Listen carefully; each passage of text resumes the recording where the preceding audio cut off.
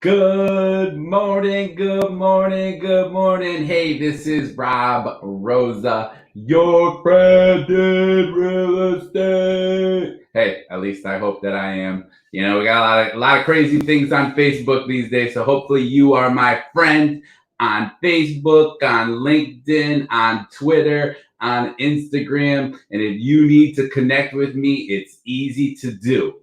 But one of the things I want to go over with you today, because I see things all over the board. I mean, I'm showing about 30, 40 houses a week easily.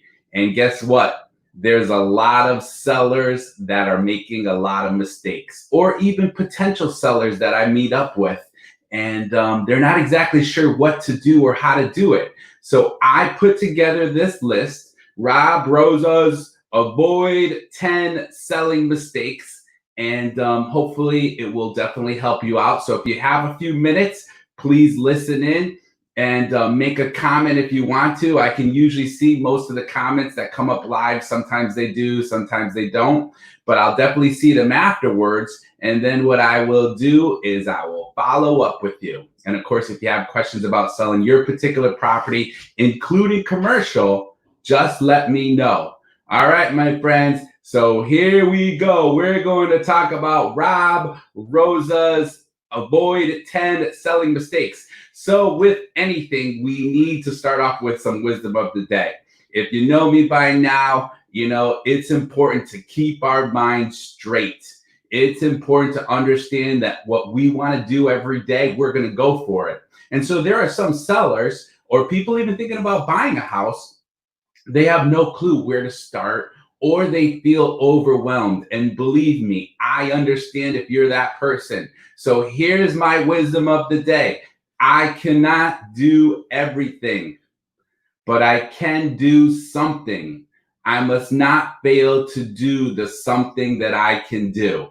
And that's a quote by Helen Keller. But you know what? What it really means is take a step into positivity. Take a step into improving your life, your family's life, moving towards improving what you want to leave for a legacy. Every day, take that little step. Forget about all these other crazy distractions that we have in this world and take a step into doing what you can do to make things better, to spread love, and to get your life in a better place. So here we go. Mistake number one. Kind of crazy, seems pretty simple, but people still don't get it sometimes. Your home is too cluttered. So what can you do to make your home look bigger? Do you need to get rid of a lot of the little knickknacks and of the pictures and of the big shark that you have hanging over the couch that you went fishing last summer with? Get rid of some of these things. Let's move the furniture around a little bit. And this is something I help you do because I do have a certification for staging, and so does a couple other members on my team, Matt Cross in particular. And we're able to help you move your furniture around a little bit. Let's get some stuff into boxes. Let's get it in the garage, or let's get it down in the basement. Maybe even if we have to, if it's totally crazy and you have the resources to do it, we would get you a pod. So there's a lot of different things that we can do, but you need to make your home look bigger. Even with commercial properties, clean up those offices, make those desks look neat, make the distribution area look clean. It all makes a difference. All right. Mistake number two, personal decor. Remove it for better showings. I already just made a little comment about the wonderful shark up on top of your hanging up above your couch. People don't want to see it. People don't want to see the rabbits and the pheasant and the deer that you hunted. Now, I got nothing against hunting, and I have nothing against hunters. It's just that other people, they're coming in that house to see if they want to buy it, right? You don't want them looking at your personal decor and be like, oh, well, the home is really, really decorated, colonial, and it feels like a Sturbridge Village museum here, and I would have to change everything around. And again, there's nothing wrong if you're into that country living feel, But you know what? Maybe you have to tune it down, bring it down just a little bit, and it will help you find buyers quicker. So that's mistake number 2. Mistake number 3, too many repairs needed. Hey, I know there's many of us that have been living in our homes for quite some time. And you know what? Things have to be done. Maybe the roof needs to be repaired. Maybe holes in the walls need to be taken care of. Maybe a little bit of paint needs to be taken care of over here. Maybe this doorknob, even believe it or not, missing doorknobs, holes in walls, holes in doors, ripped up wallpaper and so forth. Make those little repairs. And if you can't do them, right, on your own, that's okay. Hey, I understand. And if you're with me or someone from my team, we have a program called our Pinnacle program that we can actually help you get those repairs taken care of before we put it on the market. And you don't have to pay for them. You do not have to pay for them. There's no hidden costs. There's no hidden fees. You do not have to pay for them until at the closing table, right? So there's no money out of your pocket right now. And that should be taking so many excuses out of your mind right now, that we can help you sell that house and get you the most money possible if your place still needs repairs. There's no doubt about it. All right. Mistake number 4, needs to be cleaned and bright. Bright and shiny. Start cleaning, start polishing, change those light bulbs. Some of these things, remember, go back to that quote that we discussed with Helen Keller, right? Some of these things are easy. Get a bucket, put some water, put some soap, get a sponge, and start wiping everything down. Maybe get some lemon oil if you have a lot of wood in your home, and start polishing it up.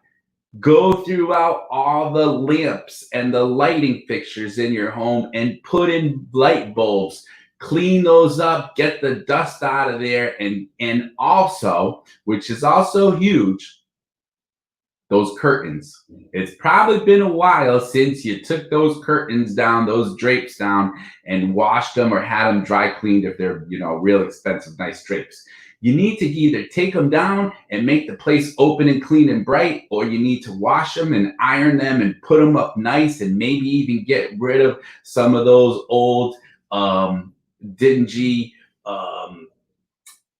coverings that you have on the windows, right? Because again, nobody wants to walk into a dark and gloomy home, right? So clean it up, brighten it up. It will just take a little bit of elbow grease, right? It's not going to be the hardest thing in the world. And I know maybe if you're physically challenged and so forth, you probably have a family member or friend, or of course you call me up.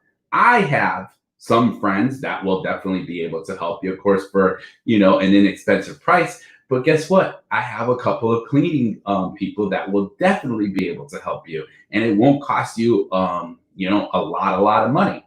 So that's mistake number 4. Clean it up, get things bright and shiny. Mistake number 5, staging.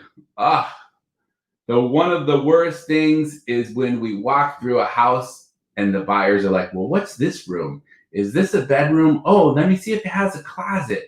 Yeah, it has a closet, but it doesn't seem like a bedroom. And why do they have this here? And why do they have that here? Well, guess what? If you want to tell people you have, let's just say, 4 bedrooms, then guess what? Make it look like 4 bedrooms. Let's stage it a little bit. Do you need my help with a staging company to get a little bit of extra furniture? Yes, if that's the case, then we can do it. Right? Do we need to get, believe it or not, we can get some inflatable beds and put a nice little covering on there, a spreadsheet and so forth. And it's going to look like a bedroom. Put a couple dresser drawers in there. Make it look like that 4th bedroom so that you can get the most money possible. The worst thing is when somebody takes a bedroom and they make all these changes and they have all these shelves in there, and it's already an 8x10 room, and there's no way that the buyer can figure out how to put a bed in there. Well, guess what? It's going to turn them off about your home, and then you are not going to get the most money possible. So staging is important. Does Rob Rosa, the Rosa Associates team, ranked 2% in the entire Berkshire Hathaway network in the country out of 52,000 agents. Do we have help for you? Of course we do. But you know what? This is something that needs to be done. Mistake number 6, emotional attachment. I know you love that home, but it might be time to move on, right? Maybe you want to downsize. Maybe you do want to upsize, right? Maybe you have a growing family, but you're like, oh, you're a little bit fearful. You're not sure what to do. Maybe it's time for you to move into a family member's house because you cannot necessarily take care of yourself the best way that you were doing before because of physical and medical reasons. Hey, we understand that. And, we want to go by your comfort level, right? That is the way I run my business. I don't want you to be stressed. I don't want you to feel like you're under any kind of duress. But if you need to make a move, now's the time to do it. It's a great market. We have an undersupply of properties on the market. And don't make reasons not to accept the offer when you get one. I, as an example, will give you my personal opinion as to, hey, right now this offers an FHA, or this offers a VA, or this offers a conventional, and this one is willing to give us this amount of down payment, and this one is willing to give us this amount of down payment, and this one is willing to do as is, and this one is willing to do inspection within 5 days, and so forth and so on. And I will help you get through it, but we have to go through it logically and knowing that we are there to ultimately improve your lifestyle, make your life better for you, right? So try the best you can. And this is one of the hardest ones, is to get rid of that emotional attachment to that property. Mistake number 7, what's your plan? Right? Do you have a plan where you want to move to, or do you just want to wing it? People who know me know that I'm not about winging it, right? We need to put together a plan. And I'm also not one of those people that sits there all day long putting together a plan. I'm like, okay, within a half an hour to an hour, we can figure out what you're looking to do, what you want to do, what your needs are, and guess what? Come up with some solutions for you. And then you're the boss. You get to decide, but you can't wing it. Hey, are you going to move in with this person for a couple of months and rent until you're able to buy another place? Are you going to move to South Carolina or Florida or Georgia, or are you moving out west, right? Do you have to move do you have to sell in order to buy, right? And that's called a Hubbard. And it's nothing to be fearful, because guess what? If you have a professional like me or someone from my team, we're going to know how to take care of it. If you talk to an agent and you mention to them about a Hubbard and how does that work exactly, and now they're like stumbling over their words and they're trying to explain it to you, but they really can't, and they haven't done it very much, you might want to be a little bit careful. Go with a professional. Go with somebody who knows what they're doing, and they can come up with it like that, because you want somebody that you're going to be able to have confidence in, that they're there to help you, and they're going to make it as smooth as possible. Mistake number 8, lurking.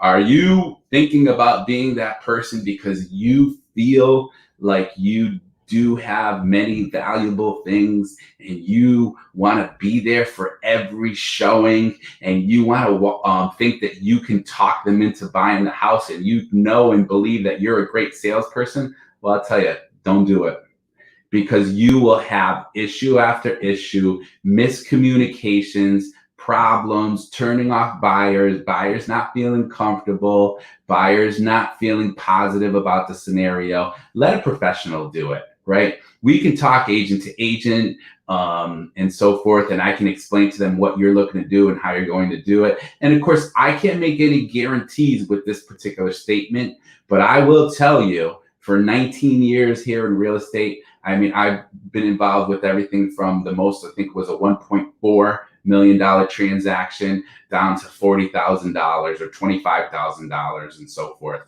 And in 19 years, thank God, right? I haven't had any problems with people stealing things or things missing or things broken.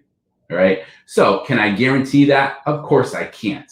Right. That's my disclaimer. But don't worry, because there's the chances are so very, very, very high that you're not going to have a problem. We're going to know who's in your house. We're going to make sure, do everything we can to make sure they're pre-qualified.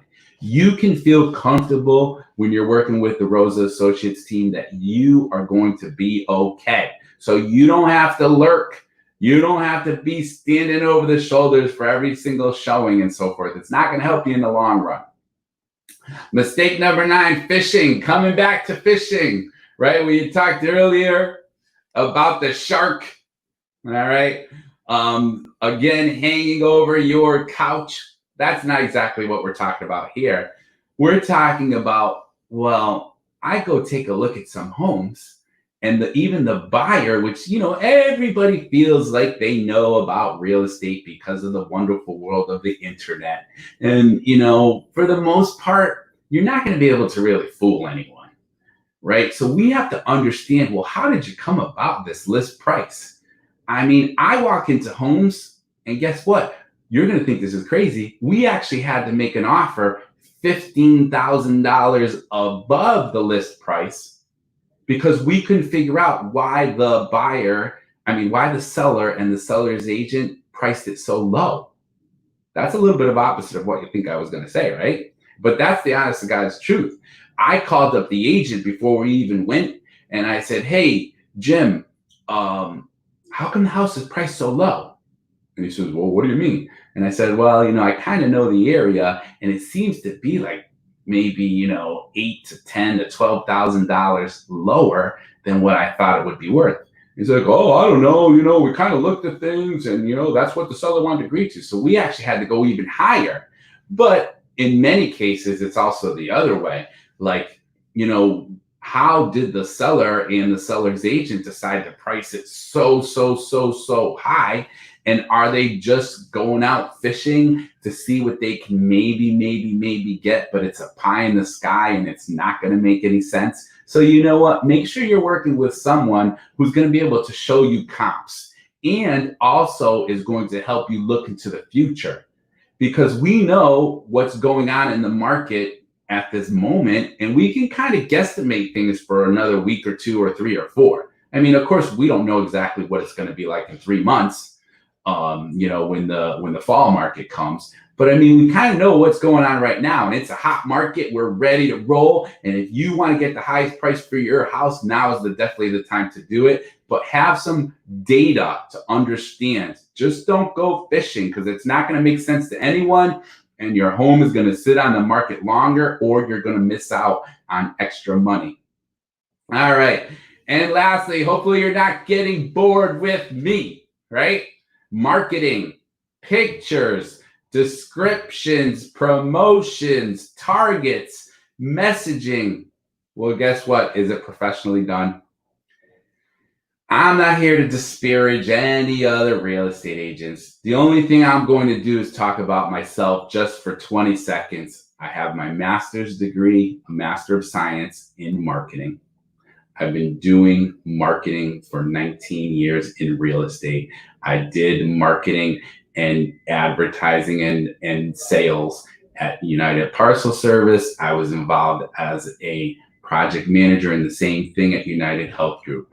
Go with a professional, someone who understands and is willing to invest in you to get the best pictures possible, to put together a beautiful description, to understand where to promote your property. What's the target? What's the message? What are the words that are being used, and is it done professional?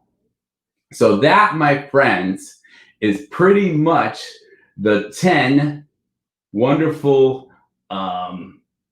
selling mistakes I wanted you to avoid. And Doug Ball, thank you so much. He wants to go west, young man. Jaja, thank you so much for making a little comment there. Any one of you, if you have questions, please reach out to me, right? I'm still teaching, or if you don't know, I teach the real estate school to get your pre-licensing, right?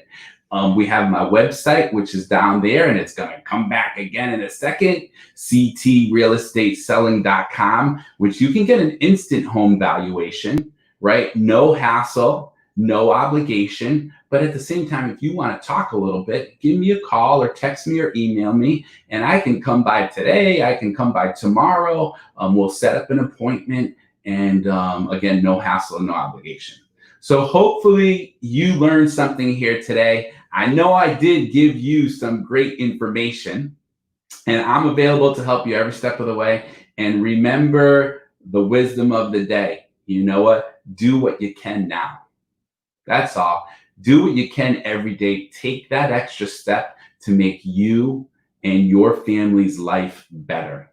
All right. I hope you have an awesome day, an amazing day. If I don't talk to you over the weekend and you're a father, hey, Father's Day. Come on, we need to get something over here. You know, we're not just always second best. And there's a lot of you single fathers out there that are kicking some butt and taking care of your children. And God bless all of you. I definitely love you all. And I hope you keep moving forward. All right. We'll talk to you later. Have a great day. Rob Rosa signing out.